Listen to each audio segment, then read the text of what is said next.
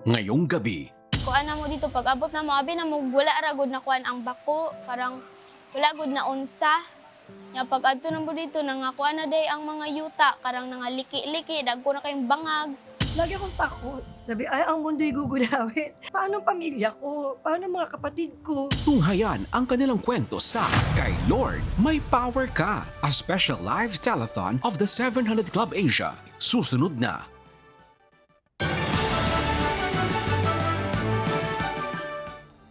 Welcome sa Day 8 ng special live telethon ng The 700 Club Asia. Live ang special telecast na ito sa GMA at sabay na napapanood sa cbnasia.org/live-tv at Facebook page at YouTube channel ng The 700 Club Asia. I-share nyo na ang live stream. Gamitin ang hashtag #KayLordMyPowerKa sa comments. Mula nung nagsimula ang ating telethon, ang sama-sama nating pagtutulungan at pagmamalasakit ay umabot na sa 2,599,178 pesos. Maraming salamat po sa bawat isa na tumugon at nag-donate sa CBN Asia. Marami pa tayong pamilyang kailangan maabot, kaya tuloy-tuloy lang po tayo sa pagsuporta. Amen! So keep on calling, keep giving. All you have to do is scan the CBN Asia QR code or you can visit cbnasia.com/give para mag-donate. Sa una nating kwento, niyanig kamakailan ng magnitude 7.8 na lindol ang Mindanao. Isa ang sarangani sa mga pinaka-naapektuhan. Dahil dito nagmadaling dumako doon ang Operation Blessing, ang humanitarian arm ng CBN Asia para tumulong. Panoorin natin ang nagawa ng ating pagbabayanihan. Pag adto na mo dito kay ang kalsada karang niana na o karang pataas na. Karang kulba. Basta wong kabalo. Kulba lang ko. Kay kuan manggod.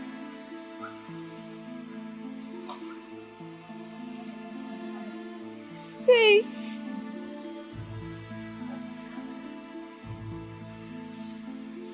Mamimit mo muna ko dito kay makalingaw. Kuan na mo dito pag abot na mo abi na mo wala ra gud na kuan ang bako, karang wala gud na unsa. Nya pag adto na mo dito nangakuan na day ang mga yuta, karang nangaliki-liki dagko na kayong bangag. Dahil sa lindol, hindi na pwedeng tirahan ang ilang komunidad sa Glan Sarangani. Marami ang kinailangang magpunta sa mga evacuation centers. Pero ang sitwasyong iyon ay nagdulot ng kawalan ng kasiguraduhan kung ano ang naghihintay sa kanilang kinabukasan.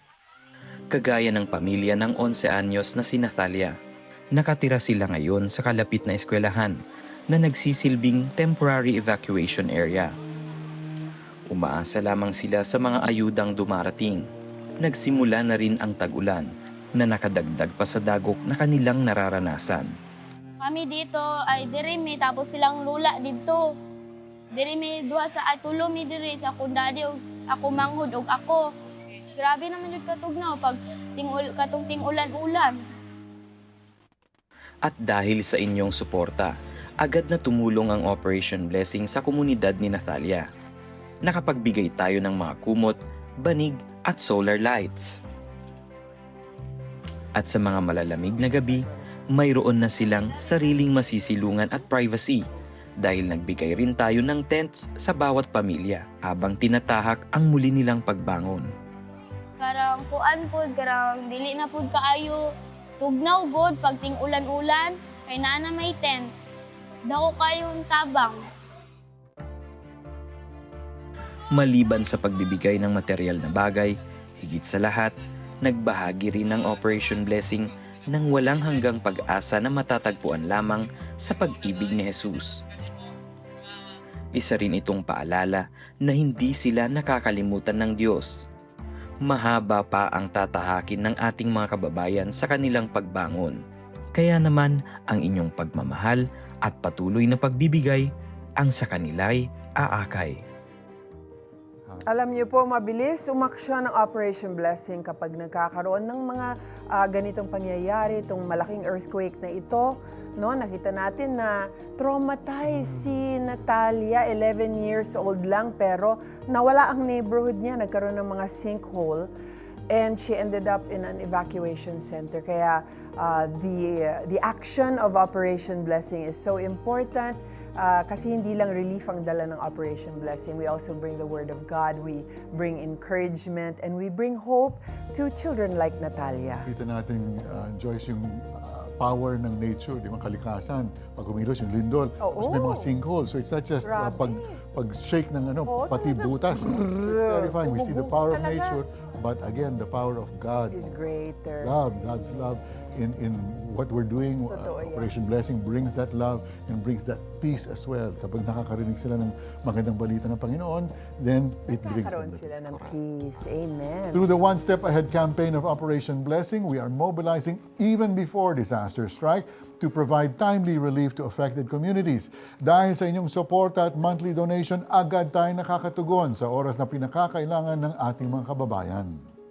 Sa gitna ng nararanasang habagat at malawakang pagbaha, nakapaghatid tayo ng tulong sa mga kababayan natin sa Montalban, Rizal.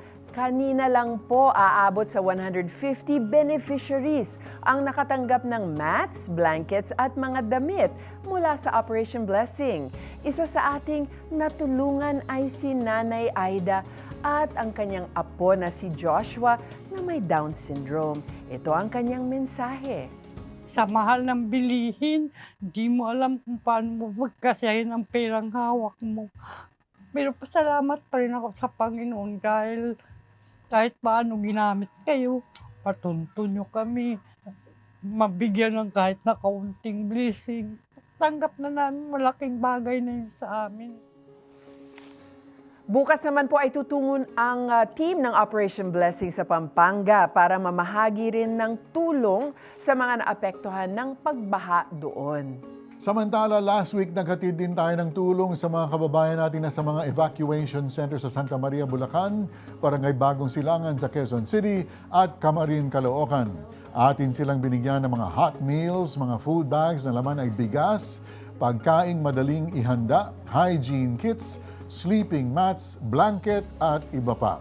Aabot na sa 980 na pamilya or 2,380 individuals ang ating naabot simula noong August 10. Dito sa Pilipinas, 30 years nang tumutulong ang Operation Blessing sa ating mga kababayang apektado ng iba't ibang sakuna at kahirapan. Halos naaabot na natin ang lahat ng probinsya sa buong bansa. Sa pamamagitan ng inyong mga donasyon ngayon, maipagpapatuloy ng Operation Blessing ang pagtulong sa higit na nangangailangan. Kaya tumawag na po kayo sa mga numero sa inyong screen o mag-chat para mag-donate, di ba?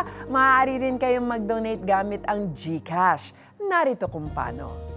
Blessing more people through CBN Asia is fast and easy using your GCash app. Just tap the QR button to scan CBN Asia's GCash QR code. Enter the amount you want to give. Tap Next, then Pay. Send a screenshot of your receipt to CBN Asia via Facebook Messenger or email partnership@cbnasia.org so we can acknowledge your donation. To make future donations faster, save CBN Asia as a favorite biller in your GCash app. Tap the bills icon, choose Add Biller, select CBN Asia, and enter your details. Then tap Save. Be God's hand of blessing. Give today.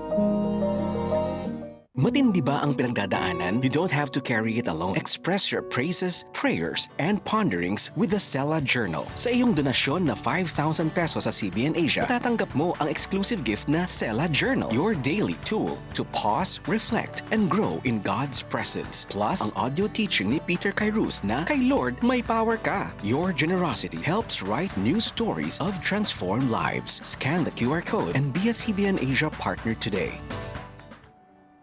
Ang kabataan ang pag-asa ng bayan, kaya sinasabing mahalaga na sa murang edad ay mapalaki sila ng maayos at may takot sa Diyos, kagaya ni Ami. Panoorin natin kung paano na bago ang kanyang buhay. lagi akong takot. Lagi akong nananagipan ng yung mga higante. Sabi, ay, ang mundo'y gugulawin. Paano ang pamilya ko? Paano ang mga kapatid ko? Lumaking puno ng takot si Ami. Marami siyang kinatatakutan tungkol sa buhay at inaalala sa hinaharap. Nang mag-high school, isang kaklase ang nagpakilala sa kanya sa Super Kids Club. Na-curious ako, tinanong ko kung ano yun. Kaya, isinare niya naman sa akin. And then, nag-fill out ako ng form. Sinend ko. Nung sumunod na dating, yun, member na ako ng Super Kids Club. Ang mga booklet ng Super Kids Club ay nagmumula sa CBN noon. Sa bawat pahina ng booklet, mas nakikilala ni Ami ang Panginoong Hesus bilang tagapagligtas ng kanyang buhay. Naalala ko na sa puso ko, tinanggap ko siya. Naalala ko, lumuhod ako noon. Dahil po doon sa booklet na yun, tinanggap ko po ang Panginoon. Nakasupong ako ng kapayapaan. Hindi na ako natatakot. Patuloy na lumalim ang kanyang pananampalataya. Naging bahagi siya ng isang Christian church kung saan mas nakilala niya ang Diyos.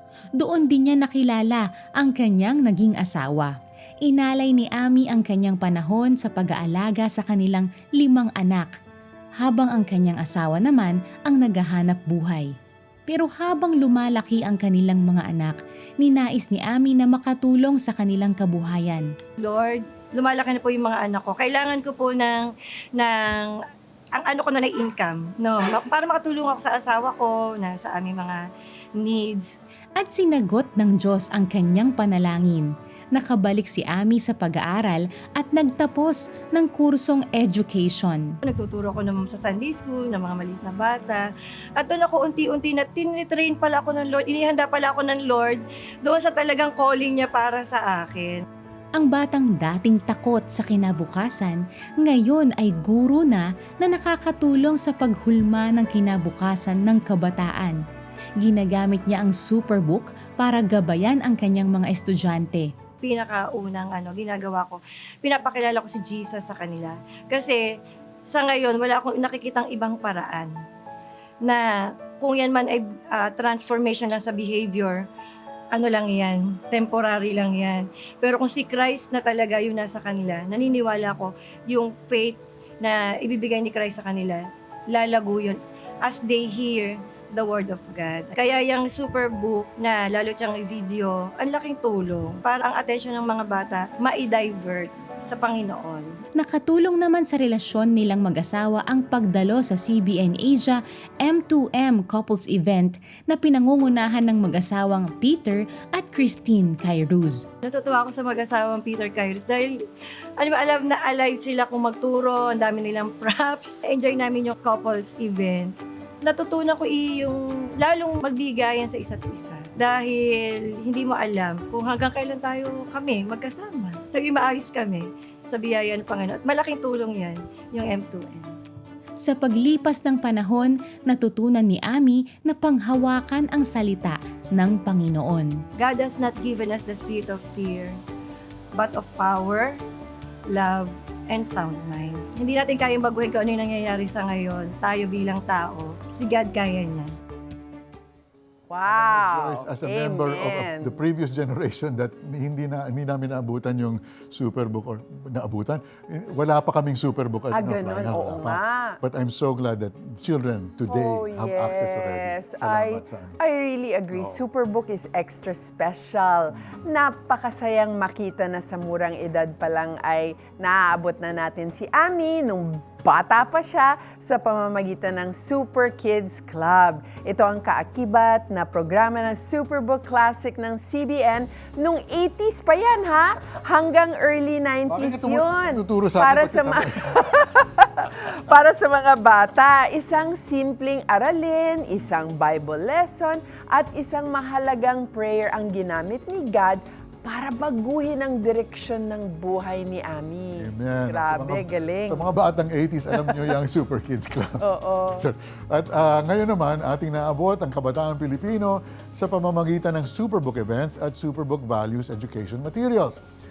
Excuse me, sa loob ng maraming taon, libo-libong bata at pamilya na ang na-inspire at natuto ng good values tulad ng courage, kindness, honesty, empathy, at iba pa sa mga Superbook events na ginagawa natin sa mga mall, schools, churches, at maging sa mga komunidad na naapektuhan ng kalamidad. Cute ni Gizmo, no? Sa panahon ngayon kung saan napakaraming impluensya ang humihila sa atensyon ng ating mga anak, napakahalaga na maituro natin sa kanila ang mensahe ng pag-ibig, pag-asa at pananampalataya mula sa salita ni God. Amen at amen. At dito, napakahalaga ng inyong suporta. Your monthly support helps Superbook bring the love of Jesus to children across the Philippines, opening hearts, shaping values, and planting seeds of faith that can last a lifetime. Wow! Maliban sa mga Superbook events, inaabot din natin ang ating mga kababayan sa pamamagitan ng The 700 Club Asia, ang flagship program ng CBN Asia. Alam nyo, for more than 30 years, walang paying commercials ang The 700 Club Asia. Miraculously, God has sustained this program through the donations of televiewers like you. Amen. We've continued to reach millions of Filipinos, not just here in the Philippines, but also abroad with our life-changing stories that further transform countless lives for the better. So tonight, ituloy natin ang gawaing ito. We challenge you to partner with us in keeping the good news of Jesus on the air for another 30 or more years, 300 years, 3,000 years. Nasa heaven na tayo nun, di ba? Kaya kung hindi pa kayo partner, abay tawag na o mag-chat sa amin para mag-donate. Be a blessing to many of our kababayans who are facing different difficulties and challenges in life. Amen. Maaari ninyo ipadala ang inyong mga donation gamit ang bank-to-bank transfer. Pwede kayong mag-donate through GCash, Maya, BPI e-Donate, BDO Pay, Shopee Pay, or credit card. Kung nakapag-donate na kayo, isend ninyo ang inyong transaction receipt sa Facebook Messenger ng The 700 Club Asia para ma-acknowledge namin kayo. At bilang pasasalamat sa inyong pagbibigay, may special gifts kami para sa inyo. What battle are you facing today? The battle may be bigger than you, but it is never bigger than Christ. Because of Jesus, you are standing in the victory He has already provided for you. When you donate any amount to CBN Asia, you will receive exclusive streaming access to Kay Lord May Power Ka, ang audio teaching ni Peter Kairos. Nag-uumapaw ba ang puso mo? Express your praises, prayers, and ponderings with the Sela Journal. Sa iyong donasyon na 5,000 pesos sa CBN Asia, matatanggap mo ang exclusive gift na Sela Journal, your daily tool to pause, reflect, and grow in God's presence. Plus, ang audio teaching ni Peter Kairos na Kay Lord May Power Ka. Scan the QR code and be a CBN Asia partner today. Ang dami-dami natin natatanggap ng mga donations. Thank you to Clarice for your 1,000 peso pledge, Beatrice ng Quezon City for your 5,000 peso donation, at marami rin ang nagpadala ng kanilang mga prayer requests. Let's check it out right now.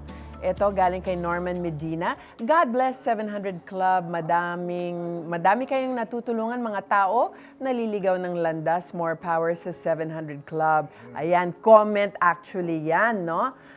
Meron din tayong mga nanonood, mga viewers from Dubai, from Taiwan, from United Arab Emirates, and Israel. Kamusta na po kayong lahat? Thank you for watching us.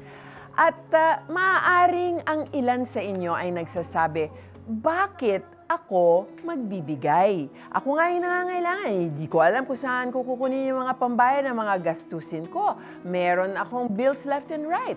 But you know what? Our God is a God who provides. He is Jehovah Jireh. That is one of His names. Kailangan lang nating lumapit sa Kanya at magtiwalang pupunan niya ang ating mga pangangailangan. If you are in financial need, stand right now together with me in faith and let's pray together. Lord Jesus, you are my provider.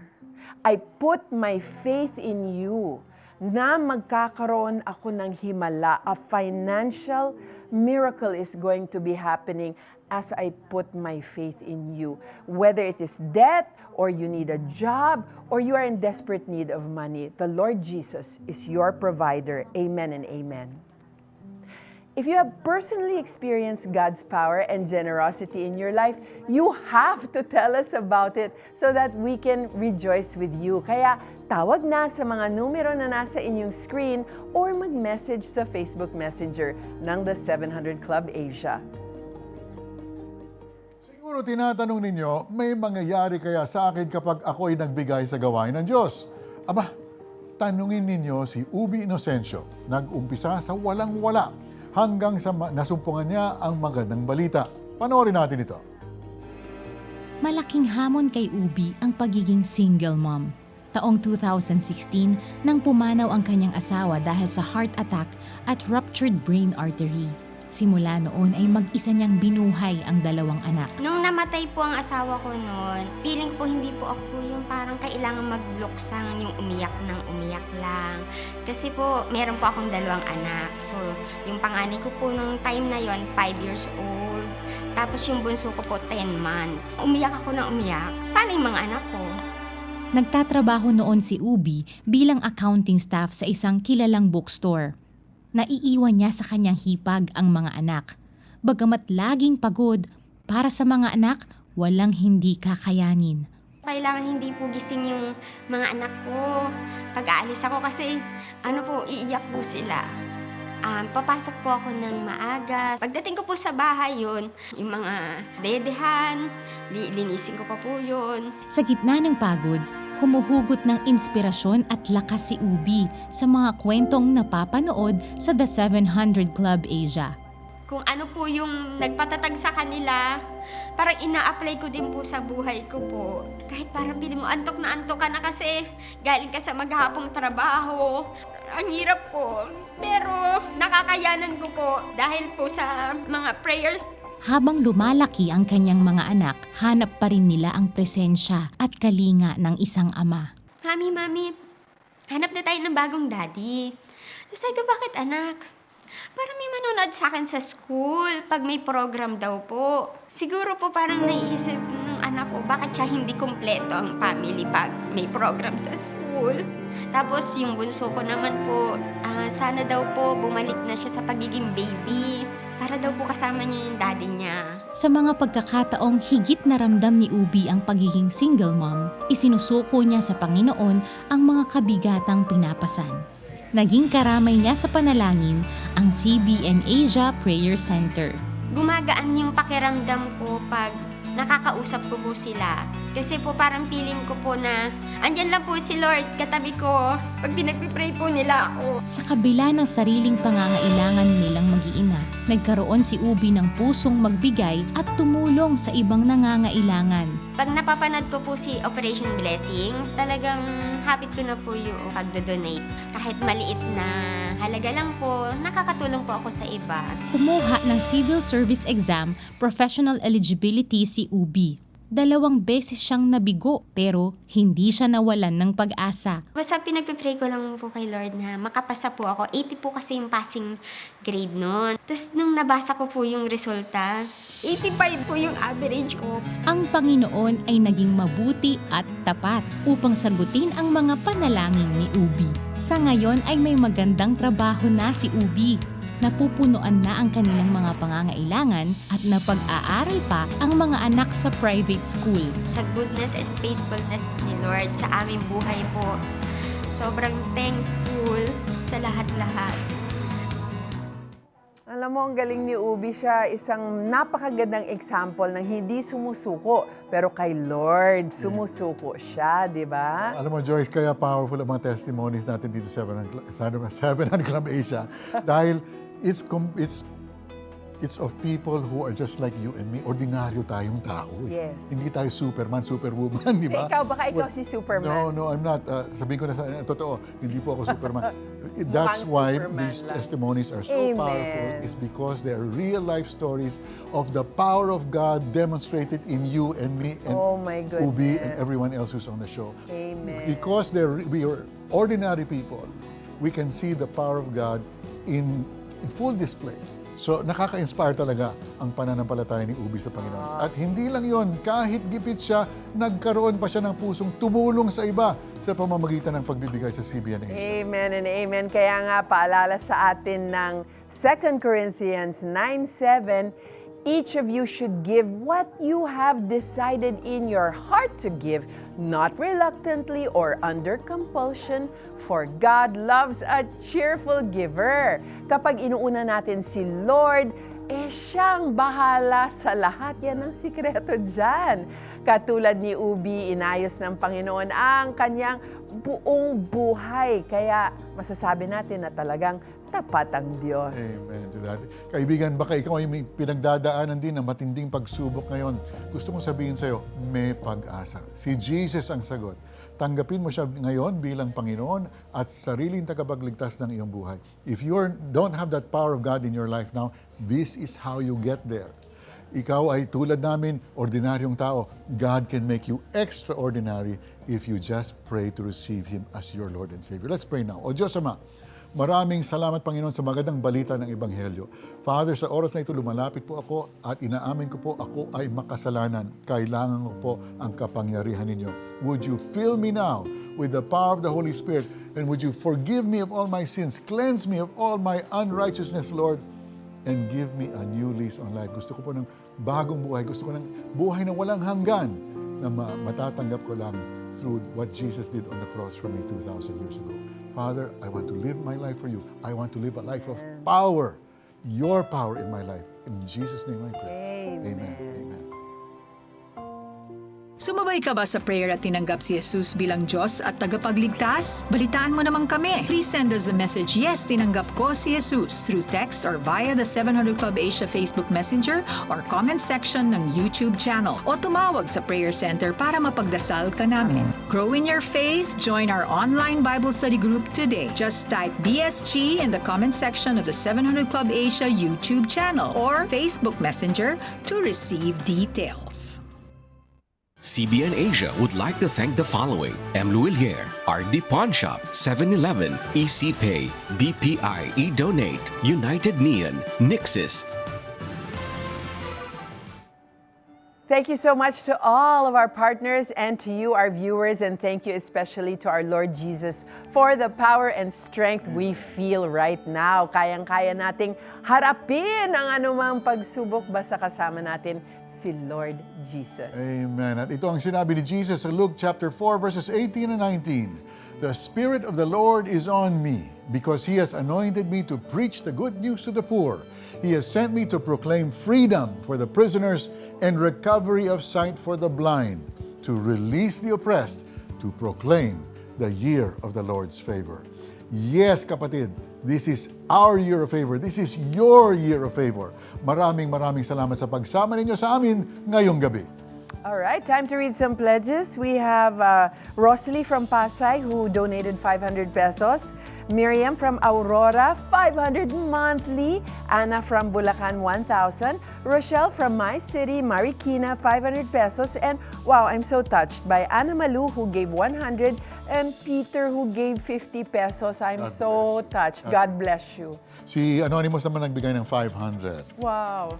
I like Anonymous. Favorite ko yan. Suki natin dito. Diba? Palagi nagdo-donate.